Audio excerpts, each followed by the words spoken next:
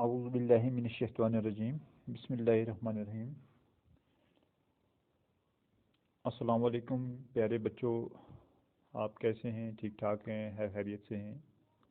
اللہ تعالیٰ آپ کو صحیح سلامت رکھے۔ تو بچوں، ہم نے یہ لیسن ختم کیا گیہوں کا دانہ، جو کل ہم نے پڑھا تھا گیہوں کا دانہ۔ تو آج بچوں ہمیں اس کے سوالات کرنے ہیں۔ تو آپ اپنی کتاب نکالو بچوں، پیج نمبر 46، پیج نمبر 46۔ تو ہم سیدھا چلتے ہیں سوالات پہ آج۔ جیسے پہلا سوال ہے، یہ کیسے پتہ چلا کہ وہ انڈا نہیں گیہوں کا دانہ تھا؟ تو بچوں پہلا سوال ہے کہ یہ کیسے پتہ چلا کہ وہ انڈا نہیں ہے بلکہ گیہوں کا دانہ ہے؟ کیونکہ اس میں گیہوں کی طرح ایک گہری لکیر تھی۔ آپ اپنی کاپی پہ اتاریں گے آرام سے، یہ دیکھو بچوں، کیونکہ اس میں گیہوں کی طرح ایک گہری لکیر تھی۔ اس کے بعد ایک مسافر نے بچوں سے مول لے کر بادشاہ کی خدمت میں حاضر کر دیا۔ بادشاہ اور درباریوں کی سمجھ میں بھی جب کچھ نہ آیا تو انہوں نے اسے کھڑکی پر رکھ دیا۔ تھوڑی دیر میں ایک چیل اڑتی ہوئی آئی اور اس نے اس میں چھید کر دیا، جس سے درباریوں نے اندازہ لگایا کہ یہ گیہوں کا ہی دانہ ہے۔ تو دیکھو بچوں، پہلا سوال تھا کہ یہ پتہ کس طرح چلا کہ یہ گیہوں کا دانہ ہے؟ کیونکہ آلریڈی اس میں ایک گہری لکیر تھی، جو کہ گیہوں کے دانے میں ایک گہری لکیر ہوتی ہے، وہ اس میں تھی۔ تو اس کے بعد وہاں پہ ایک مسافر آیا تھا جس نے ان بچوں سے وہ مول لے لیا تھا، اور اس مسافر نے وہ لے کے بادشاہ کی خدمت میں حاضر کیا۔ بادشاہ اور درباری کی سمجھ میں بھی جب کچھ نہیں آیا، کیونکہ بادشاہ اور درباری سب نے اس پہ کافی غور کیا، لیکن ان کی سمجھ میں نہیں آیا کہ یہ گیہوں کا دانہ ہے یا انڈا ہے، تو انہوں نے اسے کھڑکی پر رکھ دیا۔ تو بچوں انہوں نے اسے کہاں رکھ دیا؟ کھڑکی پر۔ تھوڑی ہی دیر میں ایک چیل اڑتی ہوئی آئی اور اس نے اس میں چھید کر دیا۔ تو جب بچوں اس میں چھید ہو گیا، جس سے درباریوں کو اندازہ لگا کہ یہ گیہوں کا دانہ ہے، تو اس طرح درباریوں کو اندازہ لگ گیا کہ یہ گیہوں کا دانہ ہے، یہ انڈا نہیں ہے۔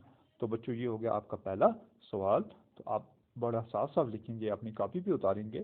اور دوسرا سوال ہے کہ آپ نے کہانی میں پڑھا بھی کہ سب سے زیادہ کمزور کون تھا؟ بیٹا تھا، باپ یا دادا؟ کہ آپ اچھی طرح سے اس کا جواب مجھے دے سکتے ہیں، کیونکہ آپ نے کل پڑھا کہ سب سے زیادہ کمزور کون تھا جو بادشاہ کے دربار میں جب حاضر ہوئے تھے، تو آپ نے اس میں پڑھا کہ کون اچھی طرح سے حاضر ہوا ہے۔ تو دیکھو بچوں، پہلے سوال کا جواب ہے سب سے زیادہ کمزور بیٹا تھا۔ کون تھا؟ بیٹا تھا، جو 2 لاٹھیوں کے سہارے چلتا ہوا۔ اس کے بال سفید تھے، اس کے منہ میں ایک دانت بھی نہ تھا، اور اس کو بہت کم سنائی دیتا تھا۔ تو بچوں سب سے جو زیادہ کمزور تھا وہ کون تھا؟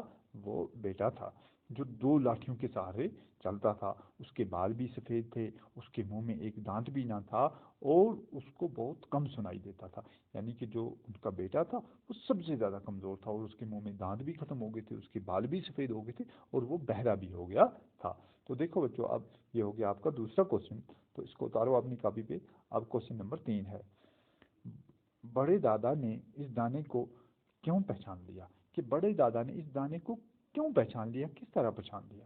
دیکھو بچوں، بڑے دادا نے اس دانے کو اس لیے پہچان لیا کیونکہ اس طرح کا گیہوں بڑے دادا کے زمانے میں اگایا جاتا تھا۔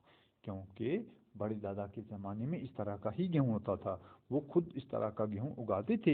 اس لیے جب اس نے دیکھا اپنے زمانے کا گیہوں، تو اس نے بڑی آسانی سے اسے پہچان لیا کہ یہ ہمارے زمانے کا گیہوں ہے۔ تو بچوں کوশ্چن نمبر 3 ہو گئے۔ اب کوশ্چن نمبر 4 ہے آپ کا کہ آج کے انسان کی جو زندگی ہے وہ دکھی بھری کیوں ہے؟ کہ آج کا جو انسان ہے وہ ہمیشہ کیوں پریشان رہتا ہے؟ اس کی جو زندگی ہے وہ کیوں ہمیشہ دکھ بھری رہتی ہے؟ تو دیکھو بچوں، اس کا جواب ہم لکھیں گے، آج کے انسان کی زندگی دکھ بھری اس لیے ہے کیونکہ آج کا انسان اپنی کمائی پر مطمئن نہیں ہے۔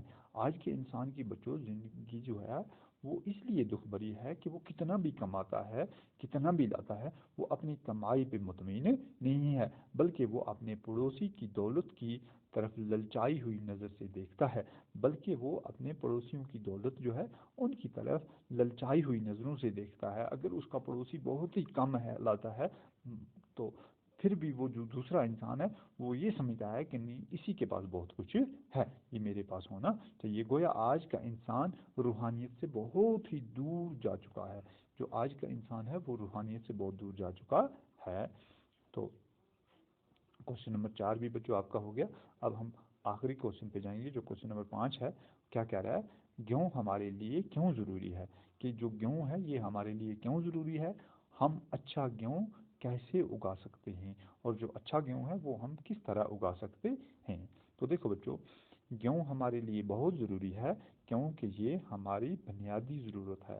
کیوں کہ بچوں یہ ہماری بنیادی ضرورت ہے۔ اگر گیہوں نہیں اگے گی تو ہم آٹا نہیں بنا سکیں گے، جب آٹا نہیں بنا تو ہم روٹیاں، بریڈ، جو بھی کچھ بناتے ہیں آٹے کی، وہ ہم نہیں بنا سکیں گے۔